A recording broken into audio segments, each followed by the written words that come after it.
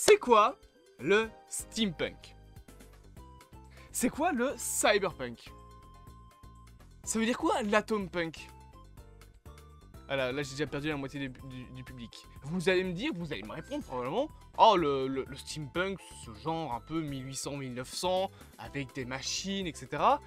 Mais là vous êtes aussi en train de décrire d'autres styles, comme le dieselpunk, qui se passe vers 1910-1994. Grand max 40. Ou entre l'entre-deux-guerres concrètement. Donc, qu'est-ce que c'est le steampunk? Et surtout, comment rassembler tous ces genres où on termine par punk? Si je vous dis cyberpunk, vous comprendrez. Vous allez me dire, ah oui, cyberpunk c'est ce jeu. Oui, mais c'est un genre. C'est une esthétique. Cyberpunk, le jeu n'a pas inventé le style cyberpunk. Il est plus vieux que ça. Pourtant, c'est un genre très jeune, mais il est plus vieux que ça. Il existe depuis la fin, plutôt le milieu des années 80, avec le livre de George Orwell, 1984, qui est le premier vrai livre cyberpunk et le premier vrai média cyberpunk. Eh bien, sachez qu'il y a beaucoup de genres que vous ignorez. Mais pour une compréhension de cette vidéo, il va falloir que l'on comprenne ensemble ce que veut dire le mot punk. Je vous parle pas des gothiques, ok? Je vous parle pas des punks avec des pics dans les cheveux, etc. Le premier mec dans les commentaires qui me dit que je suis punk parce que je porte des mitaines, là je les porte pas parce qu'il fait 40 degrés dans cette pièce, je lui casse la gueule. J'ai un style soft emo, pas punk. Merci bien. Mais le mot punk, le mot punk dans ce genre de cas, steampunk, magic punk, desert punk, ocean punk, modern punk, là je vous fais peur, je vous cite plein de noms que vous comprenez pas, genre modern punk, qu'est-ce que ça peut être?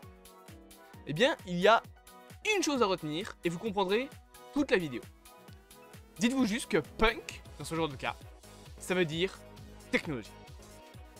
Voilà, vous avez tout compris. Si vous arrivez à avoir ce déclic de vous dire que punk ça veut dire technologie, vous comprendrez tous les genres. Et j'ai reçu un message.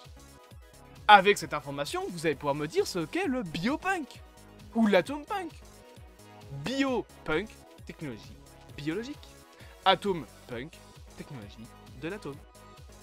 Ce sont des genres de SF où la technologie a une origine.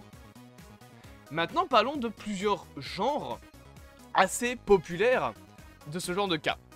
Le premier, et je vais vous mettre à chaque fois des images de films, de séries qui sont connus pour être des exemples parfaits, on va dire, enfin pas parfaits, mais des exemples très connus concrètement de ces esthétiques. Arcane, c'est une esthétique à lui tout seul. C'est l'esthétique appelée Magic Punk. Vous allez me dire, non, mais Arcane c'est du steampunk. Non, non, non, non, non. Parce que d'où vient la technologie dans Arcane? De l'X-Gate. De l'X-Tech plutôt. Et l'X-Tech c'est quoi? C'est de la magie. La magie a créé la technologie. Magic Punk. Arcane. Vous voyez le déclic? Si vous savez que punk ça veut dire technologie, vous pouvez comprendre tous les noms. Si par exemple je vous prends un autre genre, Mad Max, bon ben c'est très simple, c'est un genre d'apocalypse, concrètement. Et ce genre d'apocalypse, ça s'appelle le desert punk, ou desert punk, si je le fais en français, je vais dire dessert mais non c'est desert. Desert en anglais c'est désert. Desert punk, technologie désert. Alors vous allez me dire oui mais le désert c'est pas une vraie technologie, mais la technologie dans le désert. Et là, il y a deux gros exemples récents, Mad Max Fury Road et son préquel Furiosa, ainsi que Dune. Tout simplement. Ce sont les deux plus gros films des codes du desert punk. Technologie désertique. Vous voyez que vraiment, quand vous savez que punk, ça veut dire technologie, vous pouvez tout comprendre. Vous comprendrez tout dans cette vidéo. Je reçois des messages, c'est pas grave. Ça sera comme ça parce que je pense que je vais me faire saler. Maintenant, je vous ai parlé du desert punk, mais s'il y a un genre de post-apocalypse désertique, est-ce qu'il n'y aurait pas un genre qui est l'inverse? Bienvenue dans le monde de l'Ocean Punk. Avec un vieux film, Waterworld. Technologie dans l'eau. Waterworld, un film de post-apoc où le monde, c'est que de l'eau. C'est l'exemple parfait et le plus concret de ce qu'est l'Ocean Punk, ou Ocean Punk, si je prends mon accent du Kentucky. Ça, c'est du Ocean Punk. Si je vous prends la définition concrète de l'Ocean Punk, c'est un genre où l'apocalypse, c'est le monde entièrement inondé. Et c'est des choses d'ailleurs qui sont, on va dire, plutôt correctes en termes de prédiction parce que, bah, autant le Desert Punk, faudrait vraiment que le monde soit dans la merde, autant l'Ocean Punk, avec la montée des eaux, avec la fonte des glaces, etc., bah, c'est quelque chose qui pourrait arriver. C'est quelque chose de vraisemblable pour le coup. Parce que là, on a l'Arctique, avec toutes les glaces. Mais si l'entièreté de l'Arctique fond, ça va faire monter de plusieurs dizaines de mètres les eaux. Donc on va perdre beaucoup de pourcentage de terre émergée. Non, immergée. Non, émergée, c'est mieux. Immergée, c'est sous l'eau. Donc l'Ocean Punk est quelque chose de assez réaliste. Et d'ailleurs, Ocean et Desert Punk, c'est en fait un groupe de post-apocalypse, concrètement. Maintenant que je vous ai parlé donc du Magic Punk, du Desert Punk, du Ocean Punk, il y a un autre genre de film qui est un genre de punk et ça va vous choquer. Enfin, non, c'est le truc dont je vous parle. Pardon, je me suis trompé de ligne dans mon texte. Le prochain projet, plutôt, le prochain punk, c'est Fallout. Alors, on a parlé, je pense, un peu beaucoup de Fallout ces derniers temps. Je sais que je vous rabatine les oreilles avec ce jeu, mais j'y peux rien, j'adore Fallout. J'hésite carrément à vous faire une vidéo sur les capsules de Fallout, mais on verra. Mais Fallout, bah, c'est un style de punk. C'est un style en plus qui est extrêmement connu. Et si vous vous en renseignez un petit peu, c'est un des genres les plus connus avec le cyberpunk et le steampunk. C'est le genre de l'atom punk. Et ça, ce genre de l'atom punk, c'est un genre qui a existé. Puisque l'atom punk, c'est quoi ma caméra bug, j'en suis désolé. L'atom punk, c'est la technologie de l'atome. Bah, c'est les années 50. C'est ces années où on a cru beaucoup trop en l'atome et on a tout juré par l'atome. Je peux rien faire avec ma caméra, je peux essayer de la couper pour la redémarrer. Mais ça va rien changer, je pense. Non, voilà, ça va rien changer. Mais l'atom punk, c'est ça. C'est le genre de l'atome. La technologie atomique, la technologie nucléaire. Fallout en est l'exemple parfait. Et là, maintenant qu'on a parlé des genres un petit peu plus concrets, on va parler d'un genre d'atom punk, enfin de punk, pardon, que vous allez un petit peu sous-estimer. En tout cas, vous n'allez pas vous dire d'un coup, ah ça c'est un style de punk. Je vais vous citer un nom de film, et vous allez essayer de répondre. Vous pouvez pas répondre, je suis un jambon. Non, je ne suis pas un jambon. Le biopunk. Alors, réfléchissez à ce que je vous ai dit en début de vidéo. Punk, ça veut dire technologie. Donc, biologie. Bah oui. Quel est l'exemple le plus concret? Ah non, Resident Evil. Non. Pas du tout. Resident Evil, c'est pas de la biologie, c'est du virus. C'est différent. Les deux sont différents. On pourrait appeler ça du virus punk, mais le principal... Enfin, c'est pas le principal, mais le plus gros exemple de ce qu'est la biologie dans ce style-là, c'est un film extrêmement connu, Jurassic Park. Jurassic Park, la technologie dans la biologie. Dans Resident Evil, il n'y a pas vraiment ce côté technologique. Il y a ce côté, oui, grande entreprise pharmaceutique qui fait des expériences, mais c'est différent de Jurassic Park, où la technologie, la biologie est vraiment au cœur de la technologie du film. C'est ça qui fait la différence entre le biologique, enfin le biopunk et Resident Evil. Resident Evil, c'est post-apoc. Jurassic Park, la technologie du film réside dans la biologie. C'est tout con. Et quand vous aurez compris ça, bah vous aurez compris tous les styles, pardon. Après le biopunk, il y a un genre un petit peu moins concret, c'est le bronze punk.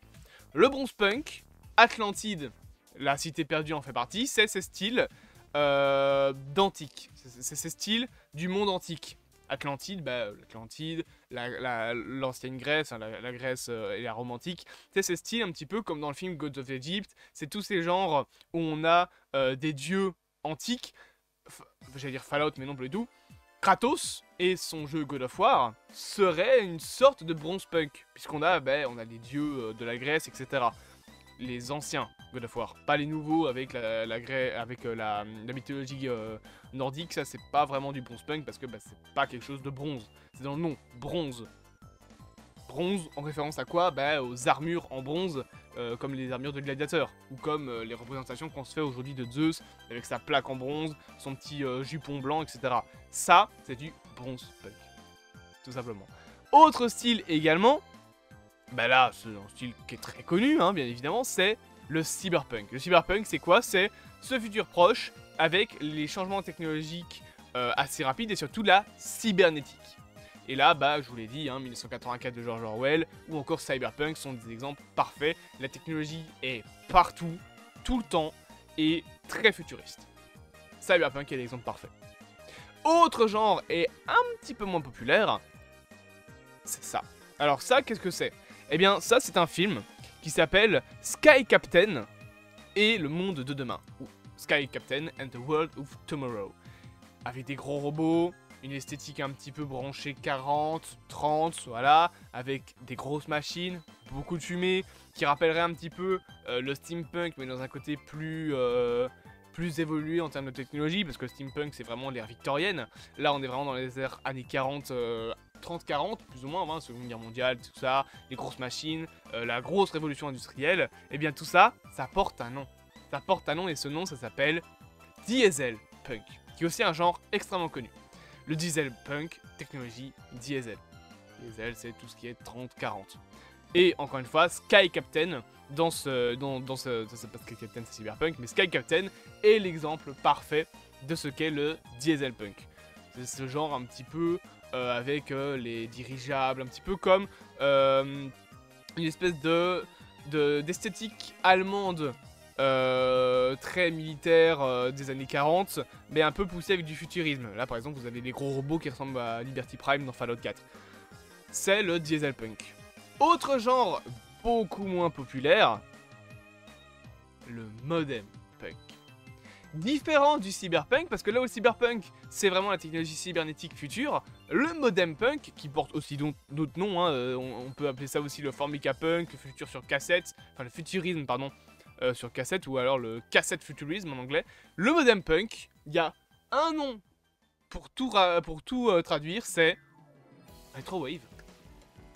Ce style un petit peu branché 80-90, avec du néon, le néon wave comme on l'appelle de temps en temps, bah c'est du modem punk. Toutes ces technologies un petit peu branchées 80-90, avec les nuits américaines bleues, vous allez en fait taper retrowave sur Google, vous tomberez sur ce que c'est le modem punk. Modem, futurisme sur cassette, les vieilles technologies. Punk, technologie. Tout simplement. Et c'est un genre qui est moins connu mais qui est très très beau. Voilà, moi personnellement, rien que cette image, je la trouve magnifique. Voilà, je trouve que c'est une esthétique vraiment que j'adore avec ce petit côté années 80.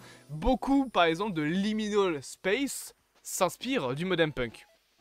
Autre genre qui est un peu plus connu, même si beaucoup ne pensent pas directement au fait que c'est ça, c'est tout simplement le genre du punk gothique. Là, on est sur ces ambiances, surtout utilisées pour les films de vampires comme Underworld ou les films de loups-garous, tout simplement. Ça, c'est du punk gothique, c'est cette esthétique un petit peu gothique, comme aurait pu l'être par exemple Morbius. Morbius, il aurait pu avoir un style un peu gothique, plus proche d'un Underworld, ça aurait été beaucoup mieux. Si je peux vous donner d'autres exemples de ce style-là, on aurait Vampire, voilà le film Vampire, Hellboy, bien évidemment, qui est aussi du style un peu comme ça, un petit peu grande métropole avec cette esthétique un petit peu gothique, ou encore un autre truc, c'est World of Darkness, qui est un MMO RPG. Et enfin, le dernier style, et après on fera, voilà, le dernier style en tout cas le plus connu, et après on fera des styles un petit peu moins connus, c'est le steampunk. Bon bah ça j'ai pas besoin de vous l'expliquer, c'est ces styles un peu avec l'époque victorienne qui est derrière, etc. Et bon, il y a beaucoup de projets qui s'inspirent, mais je trouve que le steampunk est beaucoup plus proche de quelque chose de correct en termes d'animation. Par exemple, le gros nom que je pourrais vous donner, c'est le château ambulant. Le film japonais, le film d'animation japonaise. Là, ce film-là, il me semble que son nom c'est Spirit et le voyage extraordinaire, je crois. Je sais plus vraiment si c'est ça son nom, ou alors c'est Elodie.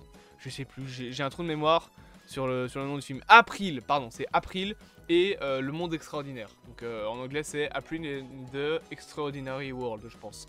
Ça, c'est le steampunk, tout simplement. Mais bon, j'ai pas besoin de vous expliquer ce que c'est. Il y a des épisodes de Doctor Who qui en parlent. Voilà, c'est un genre qui est très connu, qui est un peu trop utilisé, mais qui en soi est intéressant. Maintenant, je vais vous faire aussi une liste de genres un petit peu moins connus. Je vais plus vous montrer d'images, on va juste regarder. J'ai un cheveu là. On va juste regarder.